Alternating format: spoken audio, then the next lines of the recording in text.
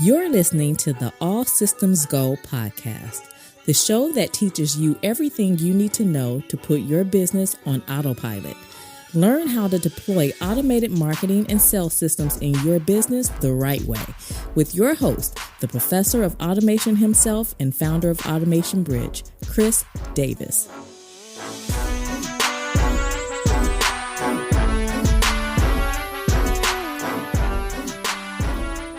Welcome to the All Systems Go podcast. I'm your host, Chris L. Davis, founder of Automation Bridge, an online publication for small business marketing automation, where we focus on turning digital marketing professionals into automation service providers. And in this episode, I want to discuss purpose.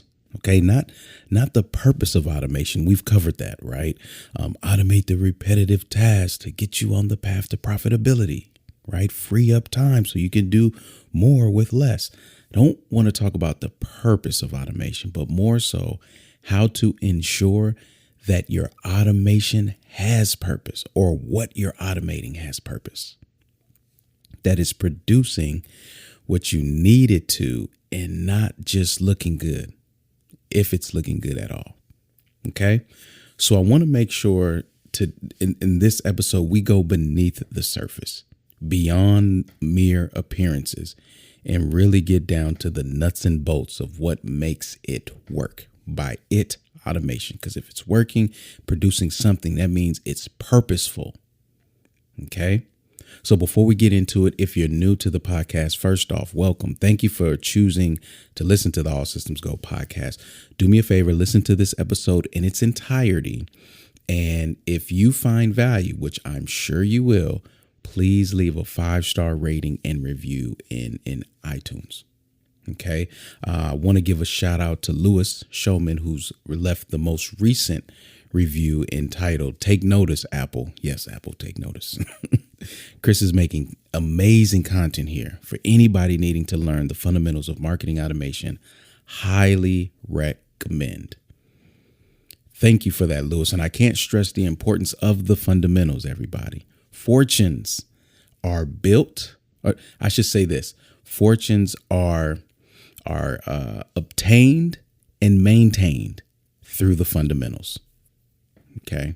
They're very important. So do me a favor. If you haven't left a 5-star rating and review, please do so. We're in Apple Podcasts, Google Podcasts. You can subscribe to the All Systems Go podcast on YouTube. So whatever your mode of consumption is, you can stay true to that and still get access ongoing to the All Systems Go podcast. Okay. So all of your 5-star ratings and reviews are greatly appreciated. All right. Let me start off by saying, to automate without purpose is to not automate at all. The great philosopher Christophe Davis said such. Yeah, you'll catch that later. All right.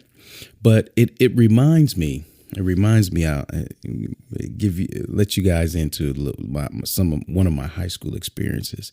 And I don't know about you, but in high school, really in life in general, and movies make fun of this. There are times where you see this really good looking individual. For me, it's all about the girls, right? There was this one girl in particular, me and all of my friends were like, man, she's so pretty. She's so this, she's so that. And then she opened up her mouth and said something. And I don't know about you all, but depending on how you're wired and the type of person, ignorance can really be a turnoff for some. And some people are just like, look, it doesn't matter. She looks good. Right. I wasn't one of those people. I needed substance. Right. So what was funny was this young lady, we didn't realize how young she was, one. And two, we just didn't understand that she probably wasn't the sharpest knife in the drawer. And I can't remember what happened, but something happened that she didn't understand. And her statement was, why you want to do that for? Okay. She said this, and me and my friend, we looked at each other and was like, what did she just, So it became a running joke for the entirety of my high school career. And if I have any friends from high school listening right now, you know exactly who I'm talking about.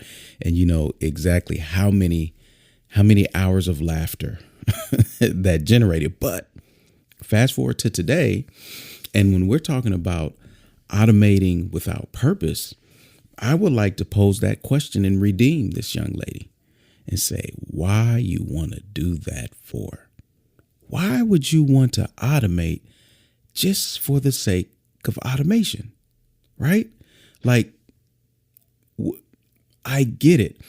You know what it is? It's a lot of people like to walk the walk and talk the talk, but they're not making much progress. And I envision it kind of like a tight shot. Think of a videographer with a tight shot on somebody who is running on a treadmill and they're sweating profusely. You can tell, you know, their arms are pumping. You're like, man, they must be a master sprinter, right? They've got, you know, the tank top on, the sweat glistening on their shoulders. And as the camera pulls out and the shot gets wider, you start to realize, wait a minute, the background isn't moving. Hold on. I don't think they're moving. And then you realize they're just running in place. Now, it is doing something, right? Maybe building stamina, muscle, whatever.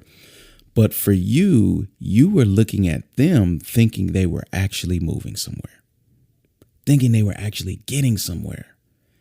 And there are so many digital marketers on the treadmill that you think are actually on the track. Okay. And when you're on the treadmill, that means you've learned what to do, the jargon. You've learned some of the tricks and strategies. You know how to do all of that. You know how to give the appearance, but lack the substance. Here's what it looks like. You can build a landing page, but it doesn't convert, right? You know the technical the technical process in creating a landing page and integrating it and putting a form up there, but it doesn't work. It doesn't convert, I should say. Okay. And when it does convert, you figured that part out. It's not generating quality leads. And here's the thing. You don't know what quality leads are until you've had them. So there are many people posing to be great, and they really think what they have is the cream of the crop. Like, yes, these are good leads, until they experience a real marketer. You're like, oh, wait a minute. Why does yours look different? Why is your list half the size of mine, but producing 10 times more revenue? Right? They can, these folks who automate just to automate, they're just looking to do what others are doing, but don't understand what makes it work, tick, convert, right? They create the email sequences, the soap operas, the indoctrinations, the insert any new name for an email follow-up sequence. And it doesn't result in more customers. They've even been able to build beautiful sales pages. And these are the ones that almost get me, because I have a natural liking to design. I think it's the artist in me, but I always joke around with designers and all the designers that I've worked with professionally in my business and with startups. They know I have a certain affinity for them, right? And I joke with them all the time and say, in an alternate universe out there, Chris is a designer. I'm a designer, I'm a graphic designer, whatever, right? We always have that joke. But I see a lot of people can even create these beautiful, clean, nice looking sales pages. And it almost does. I almost fall for this. It's like, man, they really know what they're doing. Right? Like, wow, this is exemplary. I'm going to model some things after this, until you find out that they don't know what they're doing. And for me, it's often talking to the marketer or the CEO. And things just simply aren't working, right? But it all looks good. Have the appearance and lack the substance. So what it really is we're surrounded by professional performers instead of established experts. right? And a lot of these performers, most of them, they cheapen and bastardize the area of automation. And here's the thing. There's a lot of them doing it unconsciously and innocently. They don't realize that they're doing it. They're just doing what everybody else is doing until they've been exposed to it being done the right way and producing real results. Then they step back and say, wait a minute, you can do that, right? You can generate 30 times more revenue in a business within 3 months. You can do that. That's possible, right? So a lot of this ignorant execution comes from the lack of exposure to what results automation can truly produce. And perhaps that's another episode where we just really get into the results, right? That you can expect. It's hard. And a lot of these podcasts are hard because it is so subjective to the business, the team structure, how you, CEO, desire to operate in your business, right? The level of revenue, your level of leadership. There's so many tangential areas that play a part into creating success. It's not all about the automation. I wish it was, but it's not. But to be in the industry and see this bastardization happen, the cheapening, the performers who know that they're performing and those who don't, it's frustrating for all parties involved. It is. I meet people all the time that are just like, I don't want to be. It's the imposter syndrome, right? I don't want to be an imposter anymore, right? Like, you're showing me how to do it the right way. This is what I want to embrace. I want to do this, right? But when the smallest thing done right produces the largest result possible, this is a strong indicator that your automation has purpose, right? That is the telltale sign, is when you really haven't had to build out this extravagant thing, and yet it's still producing results. But how do you know what to focus on to get that, right? How do you cut through all the distractions and only do what produces a result? How do you prevent yourself from continually operating less than what you need and deserve, right? It's one word that comes to mind. And before I say the word, let me just say this. It's an iterative process, though. It's not a, hey, I've done it, and now I know the one thing to focus on. No, it does come with some trial and error. But the one word, regardless of the amount of trial and error that's required, regardless of all the other factors, the one word is strategy. Strategy. It's the difference between aimlessly automating and executing with excellence. Okay. And I'll be honest, I'm saying this to be transparent. Please know this is not some kind of humble brag and like, I'm so great by trying to, sneak in something to puff up my ego. This is a moment of transparency. I'm a strategic thinker. I never realized this until really the more recent years in my life, where people around me have just paid attention to how I move, just holistically, right? But since it's natural to me, it's it's not uncomfortable for me to sit back and just think strategically, right? Like, sometimes I will enjoy going to bed early just because I know I can lay in this bed and look at the ceiling and just think through things. I'm a big thinker, right? But not just a thinker, a strategic thinker. It's a difference, right?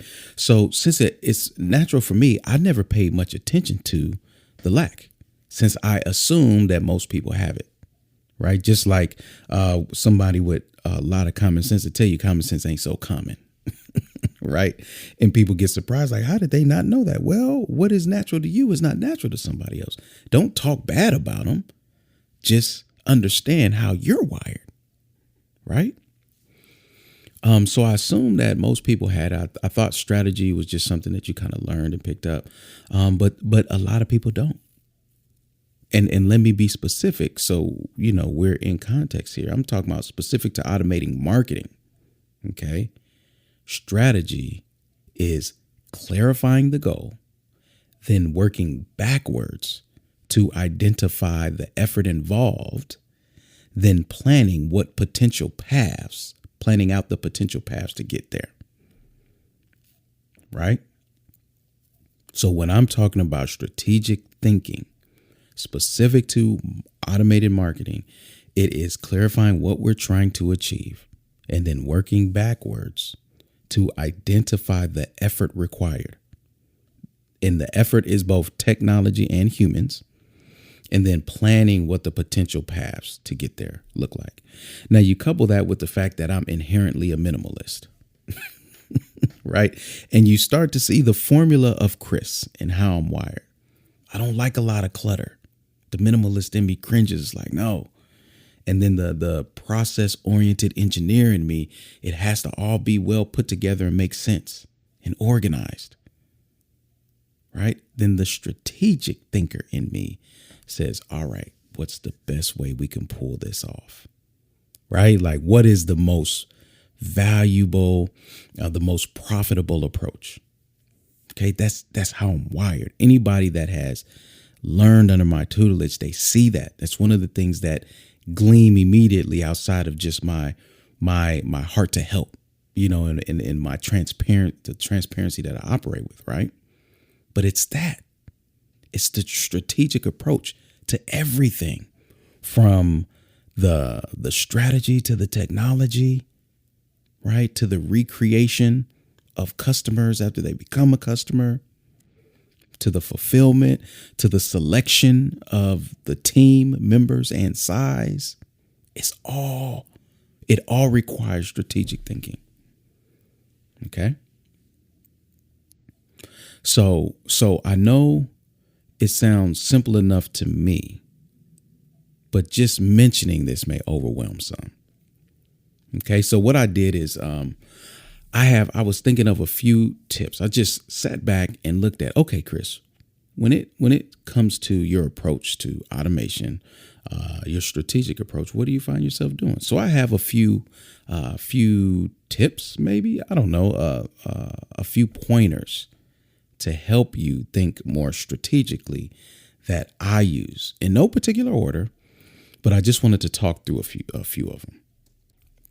Now, I will admit, these may not be in some leadership or strategic thinking book. They may go a lot deeper and really define it. And there may be better words for this stuff, but this is just me, off the top, things that I do in no particular order. And I use it daily. So before I do it, let me just state this. There is some level that can only be obtained in the proper environment, and some levels that can be taught. I'll talk about that later. The rest comes from repetition. So when it comes to strategy, there is no destination. You're always getting better. You're always learning. And the biggest thing that you can do for yourself is put yourself in an environment of strategic thinkers, because a lot of people just catch it. And those who have it naturally, it elevates it, right? This is the importance of community and network. That's why I've created a community of strategic thinkers in the realm of marketing automation for that very reason. Okay. So the first one that comes to mind it's just my favorite. I read this book maybe 8 years ago, maybe more by now. Yeah, definitely more by now, maybe like 12 years ago. But this always stuck with me. Stephen Covey's 7 Habits of Highly Effective People. Always begin with the end in mind, right? Your goal will dictate your strategy and give purpose to the process required to get there. Let me say that again. Your goal will dictate your strategy and give purpose to the process required to get there. Okay? We have to be clear with the goal. We're not just building because there's one particular automation that we think we need. Does it tie up to the goal? Okay? because it's going to give purpose to the process. So that process, as you all know, involves technology. So now you're starting to see the picture of how we automate with purpose. One is by starting with the goal. It also allows you to assess what's required. We call this counting the cost. All right. So before you embark on any endeavor, have you counted the cost? Have you assessed what it's going to take to get there? And some of you haven't done that. And just through your assessment, you would have realized, nah, this isn't the right path. Or perhaps this isn't the right tool for the right path. Right? But we have to count the cost, even if it's going to require expensive software, even if it's going to require expensive coaching or mentoring. Do you realize when I'm talking about count the cost, I'm not just talking about the stuff that naturally comes to mind. Have you ever sat back and said, hey, look, I want to start a business. Let me get clear on how much I should be paying for coaching every year. I didn't do that. And I know most people, that is not one of their check boxes, but everybody successful has done it. And I'm not talking about the easy coaching. Oh, $100 for a coach and I can talk to them for a month or, whatever. Like that's easy. Throw $100, talk to a coach. That's not a coach, honestly. That's a consumer with fancy words. You pay somebody $100 a month for coaching. You're getting a consumer that just knows how to communicate. They're not a coach. They have no specialized knowledge, right? But I say that to say it's one of those costs that came up later, and it came up at a time where I couldn't afford not to, and I couldn't afford to. Have you ever been in that situation where you can't afford financially, and I'm saying can't with air quotes, you can't afford financially to invest, but you can't afford not to? It's like, look, I know this is going to take me to the next level. And guess what? Every time I have invested in coaching and mentoring, it has taken me to the next level. And every time it has been a scary investment. Right? But it's the cost now.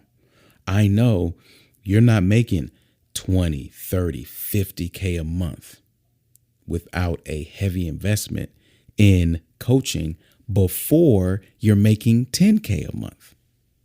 I'm just being honest with you all, trying to help you understand the road that you're on or may embark upon.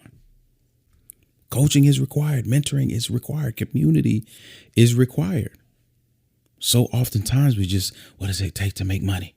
I just need a landing page. I need this. I need that. No, count the whole cost. All right. Next, take the time to plan. You all know it by now. I've mentioned this, that I didn't always value planning, but now I can't function without doing it. And if you want to move faster, what do I say? Don't not plan, just learn how to plan faster. If you want to move faster, plan faster. Okay. Most people do step one, the first one that I just talked about, identify the goal, and then they jump right into execution. And that's the failure point right there. Where's your blueprint? Where did you have the goal? Where was the time that it took to look at all of the various paths to get there and identifying the best one and planning out that journey? Not just that, but since we're talking about marketing, take time to plan the full customer journey from lead gen to customer creation to customer recreation. Take time to plan that out. Think of it in the seat of experience as your contact would, not as you want them to. What are they thinking at this point? What are you asking them to do? Have you built up enough rapport to expect them to do that, right? Plan it out. Now, and let me say this.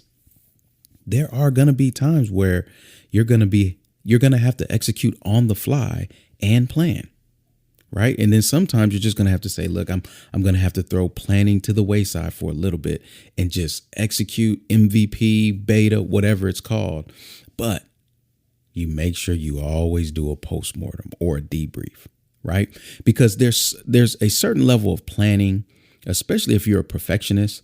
There's a certain level of planning that you feel comfortable with before you get started. And I don't want you to listen to this podcast and be like, well, good, Chris told me to keep planning, and you're using that as an excuse to not get started. No. That's not what I'm talking about. I'm talking about plan enough to give purpose to your steps, to clarify the strategy, right? And then execute. You're not going to be able to plan for every possible outcome, but you are going to be able to move, jump, and grow your wings on your way down, right? There's a time to ready, aim, shoot, and then there's a time to ready, shoot, aim, right?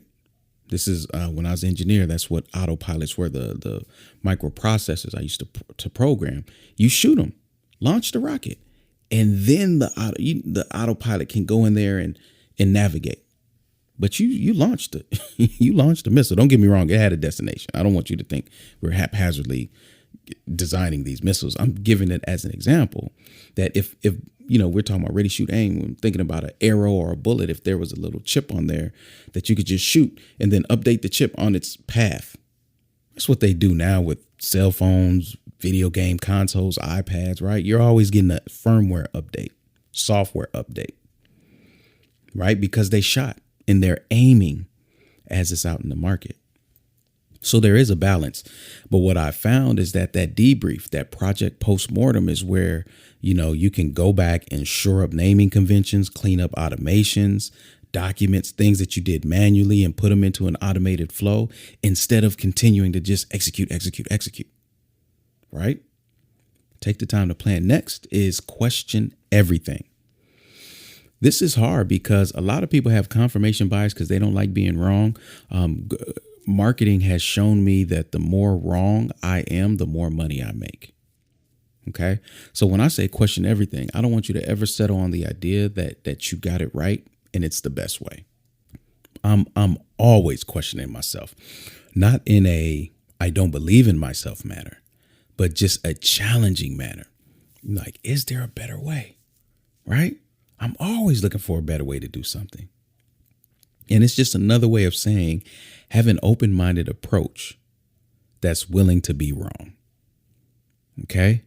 And not just question yourself, question the people that you're listening to. Question me as I'm telling you this. Why is he saying that? Right? Like try to understand. I get it. It's again, I know it's the engineer in me showing, right? Getting down to the nuts and bolts, the why. I love to ask why. But seriously, you need to question everything. You see somebody talking about, hey, just do this and this and that. Question. I wonder if that'll work for me. What are the considerations? What is the avatar that I would need to fit to have those results? And be honest. Question your approach. Hey, look, I'm going to build this automation that does this. And then it has 2 if else branches and then a goal over here and a tag. And then it's going to start another auto. Question it. Do I need that tag? Do I need that goal? Do I need that if else? Is there another way I could do it? A lot of times specific to automation building, you don't know the other ways to do it until you've seen somebody else's thought in how to do it. I still learn from people how to build automation. Our brains are just so unique. I'll look at somebody and say, you know what? I would have never done it that way, but I like that one piece that you did. I'm going to borrow that. I'm going to add that to my repertoire. Okay. Next is use people. Yes, I said it. Use people, not in the sense of disingenuine and shady business, but use people to practice on. I am always talking about what I do to people in my industry and outside of my industry because it gives me language both ways. If I can explain something to somebody outside of my industry, because, it's technical, marketing automation is technical, and they get excited about it and they understand it, I know I have something. So I can now take the words that I use there and bring it back to my industry to help those who are just getting started not feel overwhelmed. right? But some of you need to shop your idea, shop your solution, shop your product around with people more. Shop your process, what you're going to do, your plan. Hey, look, this is what, safe people, right? You don't want to give it away to people who may steal your ideas, but I'm talking about safe people. And it could be your spouse. It can even be your kids at times. I tell my kids all the time what I'm doing. Some of them just laugh at me. A lot of times they just laugh because I'll be like, hey, I have my daughter come and say, look, baby, I'm trying to create this presentation. And what it's going to do is I'm going to split it up into 3 parts and create a workshop on Facebook. But I need to create a landing page for it because I need to register and get their information because I don't like Facebook having all of my information. So now I can have them at least on an email list where I can have constant communication with them. And I'm thinking about segmenting them this way. I will literally say that to my daughter. She'll look at my screen and she'll just be giggling the whole time I'm talking. But sometimes I say something to her like that and she gives feedback and I'm like, whoa, wait a minute. That's a good idea. Right? But it's practice. So when I say use people, it's really another way of saying always be practicing. Like I said, practicing pitching your idea, your process, your strategy in compelling ways. You're always practicing because I'm always looking for language and I'm always looking for that aha moment so I can repeat it. Anybody that's listened to this or experienced me in any speaking capacity knows that you're going to get ahas. It's because I'm always practicing. What did an athlete say? I'm in my bag. I'm always in my bag. Right. And lastly, make measurement a requirement. It's not optional. Just know that you're always producing something, okay? And that something is either a desired result or an undesired result, right? But either way, you need to measure the level of desired and the level of undesired, right? Because it's going to help you prove or disapprove the process that you use to get there. It is the indicator that your strategy is working or not. Without measurement, there's no assessment. There's nothing to assess. And without assessment, there's nothing to learn and improve on. So measurement is not an option. It's a requirement. So now that I'm thinking about the goal, planning out what's required, I'm counting the costs, and then I'm taking the time to plan ahead and look at the various paths. I'm questioning the paths. I'm telling people what I'm going to do. Hey, I'm planning on this now. I was thinking about, and sometimes when I talk to people, I speak as if it already exists. Right. And then all the while I'm thinking of all of the points that I'll measure. OK, I'll know this is working when. OK, if this happens, I'm abort. Right. That's what it looks like in an abbreviated, really quick hit fashion. And I go through this process iteratively every day, multiple times a day. And sometimes it's nested. Right. Like I'm planning. But then in planning, I'm nested with beginning with the end in mind. And planning, under planning and questioning everything. And then I'm questioning everything and I'm nested with beginning with the end. What question do I start with? Let me start at the end. Question what I'm trying to do. You see what I'm saying? It's really this iterative process that once the muscle is formed, you just do it naturally. Like I said, and this is just a few. This is what 1, 2, 3, 4. This is just 5. There's more. And I could expound even deeper. But hopefully this helps you get it. We never built, when I say we, just know I am talking about the most sought after. I'm not talking about the average digital marketers in the industry. I'm talking about automation service providers. There's a difference, okay? And we never build for the sake of building. We build to produce. It's the ultimate measure of success, what you've produced. You will be successful when I look at the well of your production, right? I go down, let my bucket down, pull it up, see what you've produced. And that's going to be the measure of your success, right? So as you start thinking more strategically, the software becomes less magical. And maybe you all didn't realize that you were hoping for software to be magical, to do a miracle. You look at these tools and you're like, that's what I need. That's the secret. No, when you start thinking more strategically, the software becomes less magical because you realize that the strategy is instructing and guiding the software. So you really don't need it to do all that you thought you needed it to do. You don't need all those features. You start getting more out of it with less.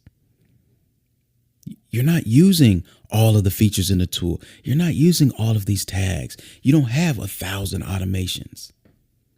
And you feel good about it because it's working, right? Small blueprint, big results. No worse feeling than being a beautiful building broke business person, right? You can build beautiful things, but you're broke. It's a terrible feeling. It really is.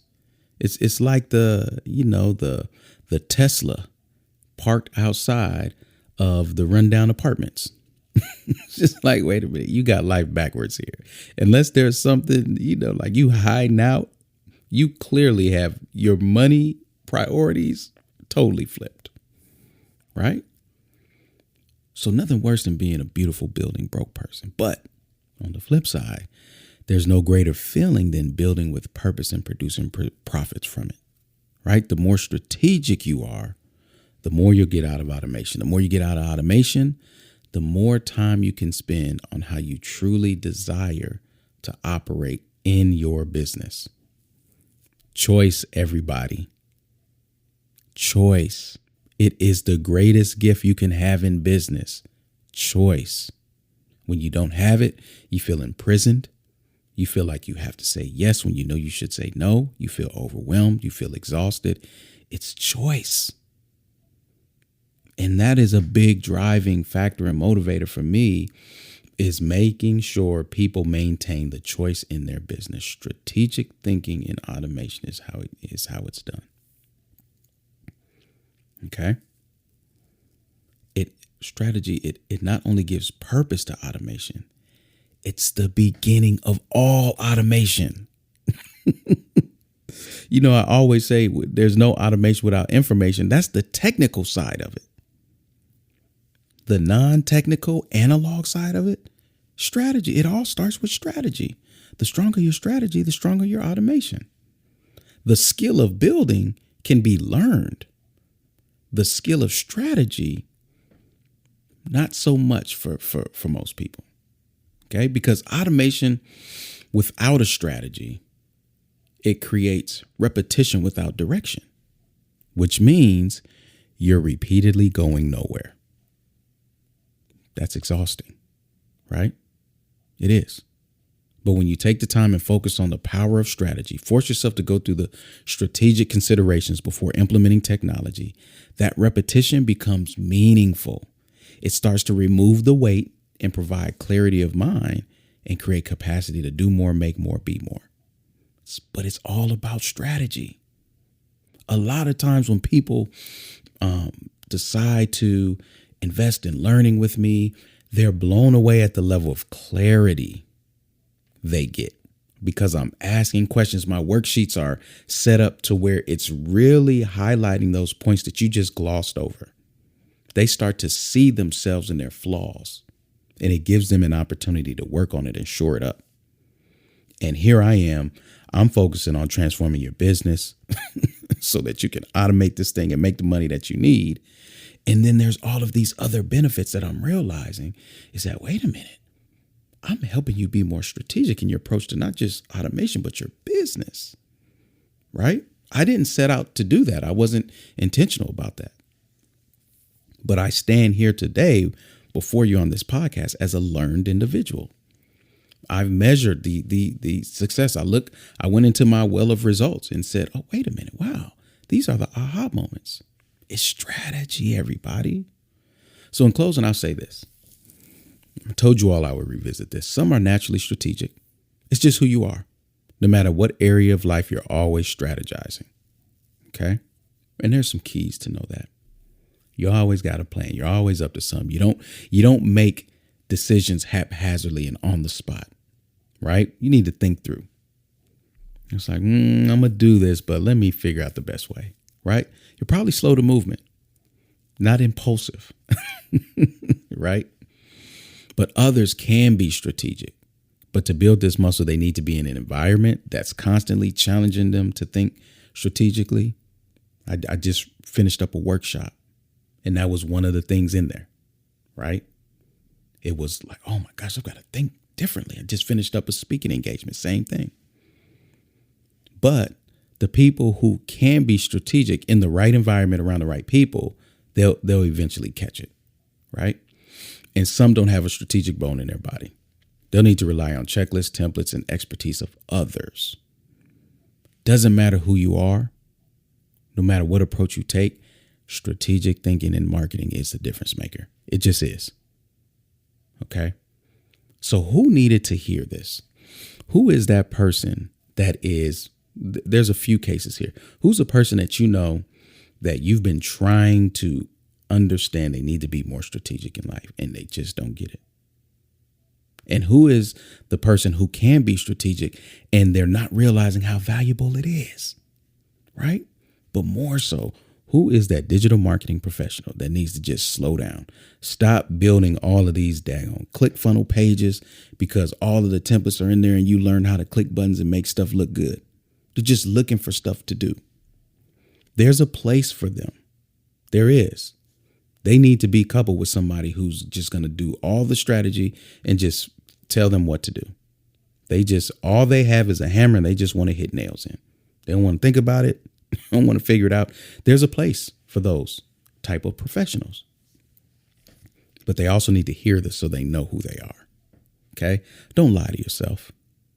You serve nobody well by lying to yourself. Okay? Embrace who you are. All right? I'm talking about strategy. It's one of my strong suits, but that doesn't mean if you're not a strategic thinker, that makes you any less than. You just have a different gifting, a different strength, a different skill set. Just makes you different. But in this industry, those who could think strategically, understand technology, willing to learn marketing, and desire to build systems, listen, there's no other place for you to be but here. You're here. You're home. And with that being said, if you have enjoyed and found value in this episode, please go leave your 5-star rating and review now. Please do so. Okay. It's an easy way to tell me thank you. Here at Automation Bridge, we're dedicated to training digital marketing professionals to become automation service providers, which by now you realize strategic thinking automation builders, not just people who know the terminology and do stuff, because small businesses need marketers that have this ability to think strategically around marketing and understand technology, how to bring them together to deploy systems, automated systems for rapid growth. So if you believe you fit that bill, I would like to extend my second invitation. First, leave a review. Second, go to automationbridge.com/ASP to take the next steps to talk to somebody, either myself or someone on my team, to see if you will be a good fit. If what you're feeling, how you're assessing yourself is truly, it's true. Okay. We've got a community of strategic thinking, automation professionals that will expedite your learning curve, shorten your path to success, and get you out into the marketplace, providing the service of automation the right way. Okay. The time is now. The need has never been greater. And the opportunity is at hand. That's automationbridge.com/ASP. All of the show notes for this podcast and all other podcasts are available at automationbridge.com/podcast. You can subscribe there and listen to all the other episodes at your leisure. Okay. So until next time, I see you online. Automate responsibly, my friends.